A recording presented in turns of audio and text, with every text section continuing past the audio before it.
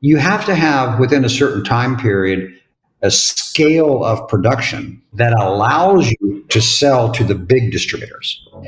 Otherwise, they're not really interested in what you have to offer unless you can provide them with the orders that they're requesting. Are you ready to transform your life? This is a no-nonsense show helping immigrants like you create generational wealth, even while working full-time. Get ready to take notes. Here's your host, Saket Jain. Welcome back, my Great to Wealth listeners. Today we have the pleasure to talk to David Smith. David is one of our guests that we have not actually brought this kind of investment opportunity or even this sector before. We're today talking about Ag Invest, basically agriculture, investment in agriculture. And David specializes in it. He's sitting in a unique place right now, Latin America. I'll let him explain where he's from and what kind of drove him there. I know David and his partners through a mastermind that I belong in. We were in Belize last year, and one of his partner actually spoke at the event. That's really when I got exposed to this whole sector myself. So I thought I'll invite David so we can learn together and kind of see if the investment makes sense for anyone. David, welcome to the show. Appreciate you carving out time, my friend. Well, thank you very much for the invitation, Sakit. This is quite a pleasure. Thank you. Thank you. And David, where are you calling us from? I'm currently in Panama City, Panama. Awesome, man. It's a beautiful place. Hopefully weather is much nicer there. It is. It's our summer and winter basically have the same temperature. It's just some has less rain than others. Oh, that's perfect. That's perfect. So, David, help us. First of all, thank you again for joining. I know it was a long time coming. So I'm glad that our schedules aligned for you to appear on the show. So, David, help our listeners understand at a very, very high level. Then we'll go deeper into your migration journey and how you got to do what you're doing. But what do you do right now? And what kind of brought you there, not the entire journey?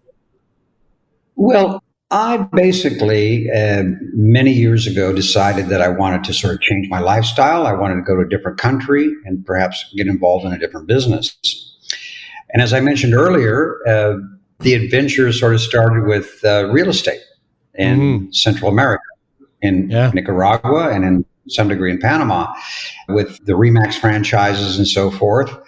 And then later on, I invested in agriculture by way of a good friend who kept urging me to differentiate my investment portfolio because food is such an important business. And in the future, as we all probably know now after COVID, it's even more important. Correct. Because when there's shortages, it affects the world. Okay. So that's sort of what got me started in it for my own portfolio. And then as I got more exposure, I realized that, this is really a very interesting investment, and I would like to be a part of it.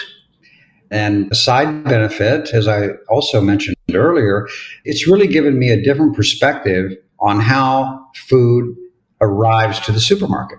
Yeah. All of the work and all of the planning and all of the money invested to make this all work and work profitably. Okay. Because, many farmers around the world, they cease being a farmer because they cannot do it profitably. Right. Okay. So consequently, by way of scale, big businesses now run most of the agriculture around the world, and they do it profitably. And what I do is that I specialize in certain projects, certain companies that I feel are solid and are going to be around 10, 15, 20 years from now and provide my investors with a good profit over the long term. Because one way to look at agricultural investments in general is that it's almost like buying a house. It's a form of generational wealth. Correct. So you buy a home, you have a 30-year mortgage, and hopefully not too many years down the road, you have some good appreciation. So you have some equity. And it's similar in a way with agriculture, because if you invest in some kind of citrus tree, that tree will essentially last 25 years. Right. You see? So for different investors, they're attracted to that because not only will they profit from it, but this is something that they can hand down to their family, to their children and things like that. So that's why we tend to refer to it as generational wealth. And what I mean by that is it's a type of wealth that doesn't go up and down like the stock market or crypto or anything like that. Yeah. It's a very, very stable and steady increase. It takes in, things like recessions or price changes. And it's sort of like if you looked at the stock market over a 40-year span. Right. It goes up and up and down and up and down, but it eventually continues to rise. In the case of agriculture, you don't have such huge up and downs. It just goes steadily up the market. And it can take into account operating cost increase or material increase. But in the end, these types of increases of our operating costs are transmitted over to the end consumer. Yeah, I think part of that is, David, I'm assuming the biggest thesis there is everyone's got to eat food, right? Exactly. Right. You can choose to do something else with their money, but food is something that you don't have an option of not eating, especially at the extent of time, right? So food's always going to be there. And if your production cost of the food is increasing and you as a company has to be profitable, unfortunately, that burden ends up being on the end consumer is what you're talking about, right? That's correct. I think, and that's why that's also why we consider it to be a very solid hedge against inflation. Yeah. You see. Yeah. Because it can take in inflation and still make you money because the demand is still there. People are going to eat regardless on every level in the world. Whether they're not so wealthy or they're middle income or wealthy, they're all going to eat some kinds of food all the time, regardless of it. So. No, I think that makes sense. Now, I think let's take a deeper dive, David, in terms of the macro level of what's happening in the agriculture space, right? And like you made a few references about how most of the farmers have not been profitable, so big companies are now running the farmlands. And that probably story applies across the globe. So when that situation happens, how does it actually change, right? Is in terms of when you're looking at the investment landscape, if it's already been run by major giants, how are we as an investor? Are we investing? Should we always look at companies that are already there, who have the mammoth of a presence? They know how to do it. They've done it well. Kind of like just buy a public stock in that versus investing with someone like yourself who are basically buying dirt, right? You're buying real asset. You're not just investing in the company. You have an asset that's backed. Because investing with yourself, which we haven't talked about yet, is you're buying a piece of land. You're buying a greenhouse, right? You're basically where that tree will be cultivated is what you're buying. You're not buying a tree. You're buying a land, and the tree happens to be on the land. So how do you look at it? That's a very good question.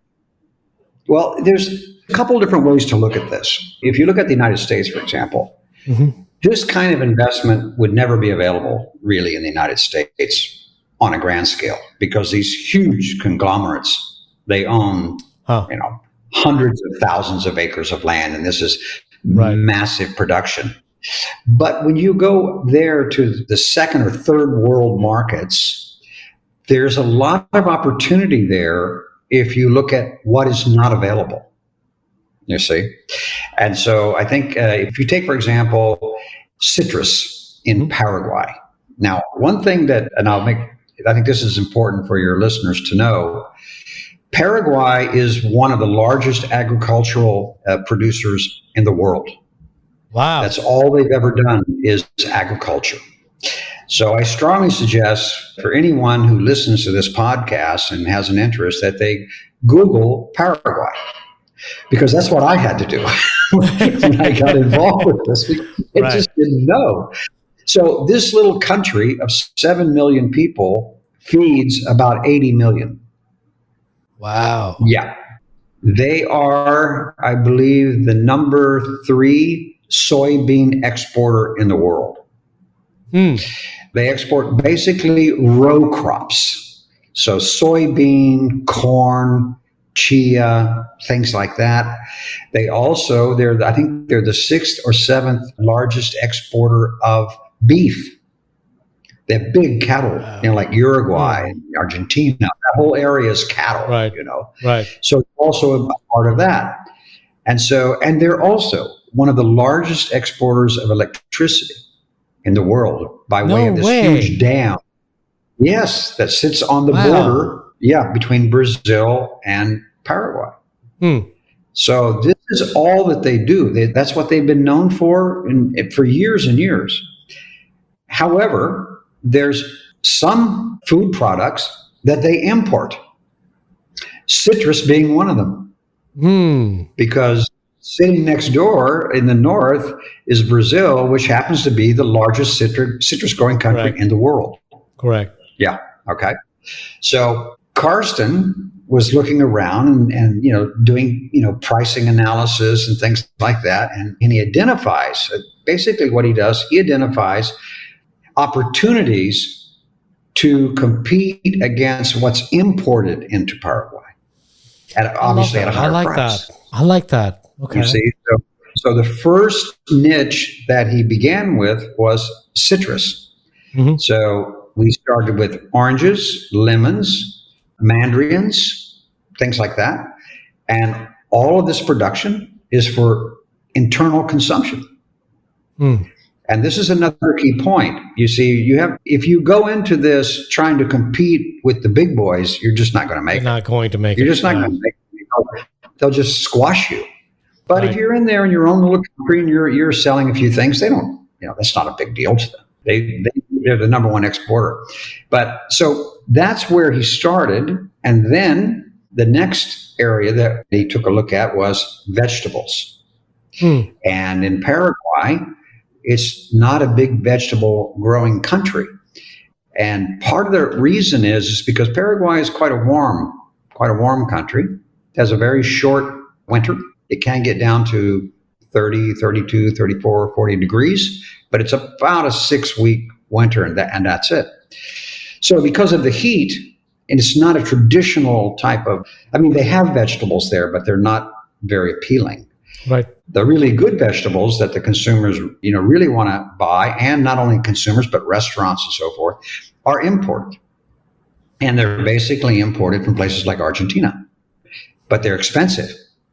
So the second area that he identified was, well, hey, if I can build some greenhouses and grow vegetables here, I can certainly compete with what's being imported. Right. So everything that we grow is for internal consumption in Paraguay.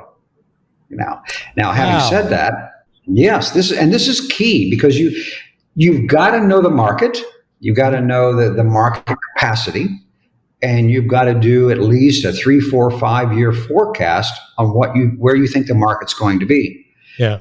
Because you have to be very careful, especially in the case of greenhouses, on market saturation. Of course, with greenhouses, you always have the ability to export, from time to time. So this has been key in putting together what we grow and where we sell it, and where we're going to be when we have, right now, I think we have around 350,000 citrus trees. However, the plan is to have maybe 3 times that amount. Okay. But connected to that investment is the juicing plant. So we have a juicing plant that will be built later this year. So then you divide that category of citrus into direct consumer, supermarket, and then industrial. Correct. So that way you have different avenues to sell the product. And that's the same thing that we do with the vegetables. We grow primarily at this point in the vegetable greenhouses. We do about 70% tomatoes, and then we do peppers and cucumbers as well, because the demand in the Paraguayan supper table always has these fruits and vegetables. Tomato, is really a fruit, not a vegetable. But the red peppers, yellow peppers, things like this is the common diet, along with beef. It's a big beef country, like Argentina, your famous Argentinian beef. So we provide these kinds of staples, and the way that we do it is by inviting other investors, because you have to have, within a certain time period, a scale of production that allows you to sell to the big distributors. Right. You see, otherwise they're not really interested in what you have to offer unless you can provide them with the orders that they're requesting. You see, Correct. and so this is all a part of that, and so we feel that we've identified, key markets. I mean, right now we have 24 operating vegetable greenhouses. By April, we'll have 40 operating. Yeah. So to give you an idea of the scale and the orders, up till now, we have been selling our vegetables to just a few distributors that need smaller orders. Mm-hmm. But now we can go with the bigger guys because they've said to us, hey, we really like your product, but we can't have unfilled orders. Right. Right. So we kind of structured it where, we feel now that we're going to have enough vegetable greenhouses to provide everything that the distributors need. And we won't be overextended where we have to lower our prices because this is very important. So the idea behind the business plan was, okay, we're going to build X number of units and we're going to try to take a certain percentage of the import market within 3 years. Mm-hmm. And then after we have these greenhouses operating full steam, for 3-4 years, because we'll have in the end 44 of them in the end. Right. We'll take a look at that. And then if there's more opportunity, or maybe there's an export opportunity or something like that, only then will we build more greenhouses. So I love that, David. I think what you're basically saying is, look, there's multiple agricultural play you could have had, but the way you structured the deal is you could have gone after the import market because import's already hot, right? But export market because export's already hot. But you actually went to figure out what do we import, and if you can actually arbitrage the pricing. If somebody's charging $1, you charge an 80, you still make a lot of money, and the consumers are going to go to you because it's a cheaper product and it's locally made and all that good stuff. So I love that thesis behind it, right? So where are you with the market share right now? Have you guys thought about looking at that, David? So the citrus import was X, for example. Are you at almost reaching X, or are you 50% there? What percentage of market share would you say you have? I think right now for the citrus and the vegetable, we've got about 30% of the market right now. So you still have 70% available. So the plan is to continue moving forward, right? Unless you hit a point where you think it's a saturation. Oh, no. We only have that amount because that's all we can produce at the moment. Correct. That's the reason. You see, we have been functioning for the last, let's say since 2021 with the vegetable greenhouses. In 2021, we had 16 greenhouses. Yeah. In 2022, we had 24. Wow. And so in 2023, we're going to have 44. So nice. Oh, yeah. So it's going to be much, much bigger.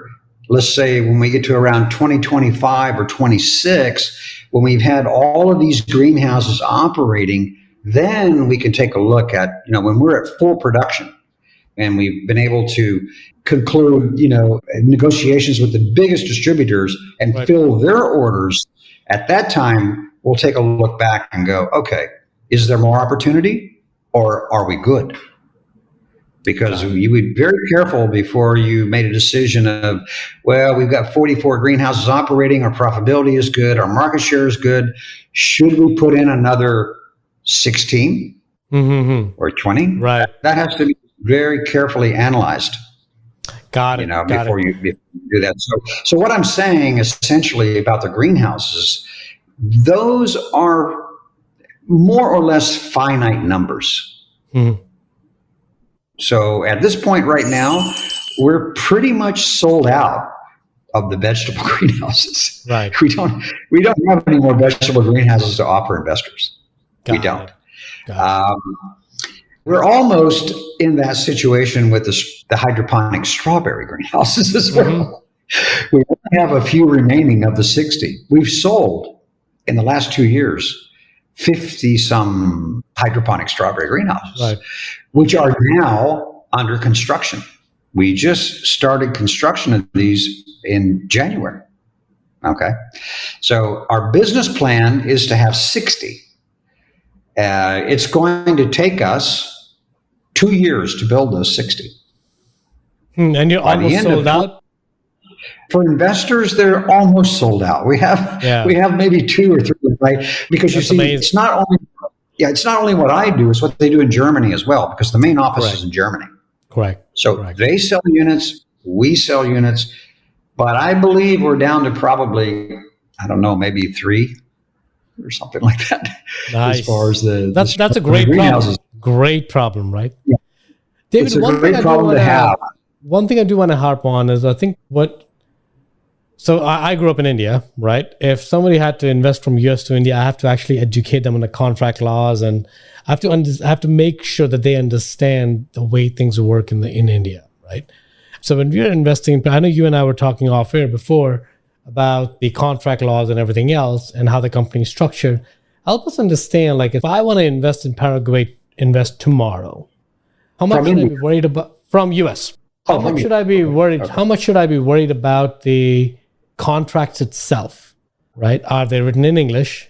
Do they hold? Can I fight with them if there's an issue with my investment? Can I actually file a complaint somewhere, or it's just lost in the ether? How does that work? Because that's the biggest risk right now, right? The biggest risk of unknown, not knowing it. So help us clarify that risk. Okay. Well, as far as the risk with the agriculture itself, let's just talk about the investment. Sure. You can this is plainly stated in the contract. There are risks of force majeure, fire, flooding, these kinds of things, some kind of pest that kills everything. We have insurance for that. And the company itself acts as the representative for the investor to file the claim against the insurance company to get things repaired. Okay. So for example, if there's, for some odd reason, maybe a fire that burns 50% of the trees on your lot, well, we will file a claim with the insurance company to get funds to replant those trees. Got it. Okay. You see, it's the same with the greenhouse. If there's a fire in the greenhouse or something like that, it's covered. Now, if you have an issue with the financial statement or you have a question about that, then you would direct those questions to Agriterra themselves. Okay. To the company and say, okay, I'm not satisfied with this. Can you please explain this to me, or whatever the case may be? If there is some kind of a lawsuit that you want to file against the company for any reason, you would file that in Germany because the contract is under German legal jurisdiction. So I think that's an important point for at least my listeners, right? Because the contract law is going to be in German language. They're going to be held accountable in Germany, correct? So any issues that we have with the contract, that's where you'll be, which brings a lot of comfort to begin with, right? Because absolutely, because some of these developing nations, their jurisdictions are not that fast. It may take 12 years before your case is even looked at, right? So quite frankly, Sakit, I think it's fairly obvious to most people that if you have to be involved with a lawsuit for any reason, you'd rather be in Germany than Paraguay or Panama, for that matter. Definitely, yeah. So, and as I mentioned in our discussion before, that was one of the key elements of this entire investment that attracted me was insurance against fraud and embezzlement, insurance for force majeure, and legal representation in Germany. Right. Very important. Right. Yeah. Very important. David, this is wealth of knowledge. Your wealth of knowledge. I'm pretty sure there's going to be a lot of questions that this conversation would have triggered already. So, but I want to be respectful of your time. So, David, we're coming to the end of the show. So, 2 questions I always end with before we go into the last segment. One's going to be, you've had an exciting career, right? I know we didn't talk about your career at Panasonic at all, but you've had a great career. So when you go back, if you were to go back to your 20-year-old self, David, and you have to give one insight that would make their migration and life more intentional and more productive, however you define productive, what would that be? I think that no matter where you go in the world to live, obviously as a foreigner, I think you have to have a really open mind And I think it's very important to immerse yourself in the culture and in the society, and just have a real open mind. And because, I've met some interesting people, during my life that I never expected to meet. It just sort of happened, and they opened up different doors for me that were a little bit different than what I had planned on. But I think an open mind and a willingness to just embrace people, just embrace them, learn a different language. I learned to speak German when I lived in Germany. I learned to speak Spanish because I live in Latin America. So coming to a country like this, like Panama or Germany or anywhere, some languages obviously are far more difficult than those. I'm not disputing that.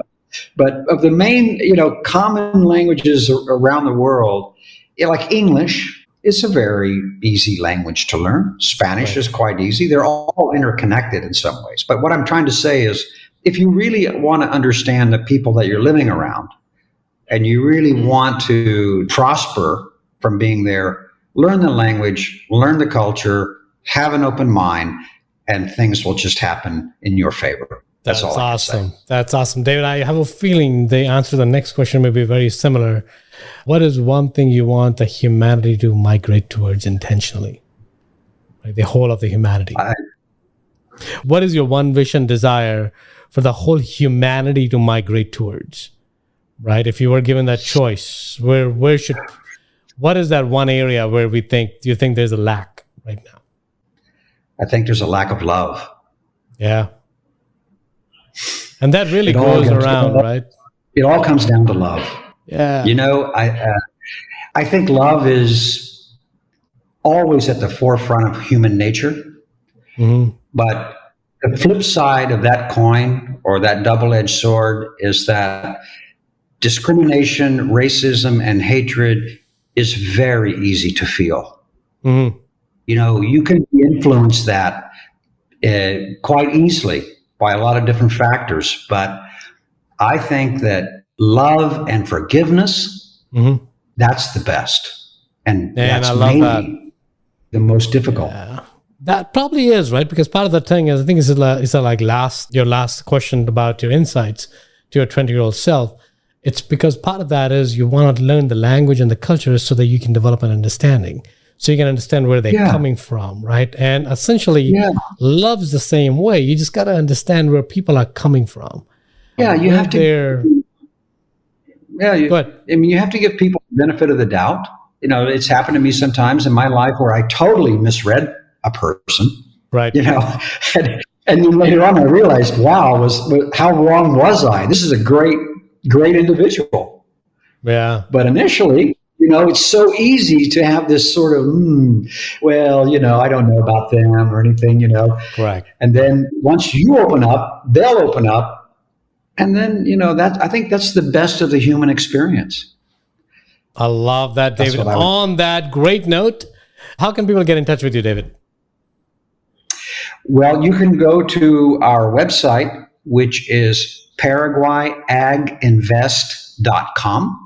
Okay, so you can actually go to the website. If you want to contact me directly, then my email is david@ParaguayAgInvest.com. Perfect. We'll include that in the show notes below, David. Again, thank you for dialing in. And I really appreciate your insights. And I'm excited about the agriculture industry. I think that's the future natural resource that's in scarcity. And I'm glad you guys are doing something about it. All right. Well, thank you very much. And it was indeed a pleasure to meet with you and speak with you. And I would really like to maintain this contact and this communication for the future. Let's do that. David. All right. All righty. Thank you very much. Have a good week. David. If you got value from this episode, you might consider sharing this content with a friend. But most importantly, be sure to take action on what you've learned. One way you can take the next step is to connect directly with Saket on an investor call. That link is waiting for you in the show notes below. The content of this podcast is for informational purposes only. Please consult your own advisors when making any investment decisions. Keep listening. We'll see you on the next episode.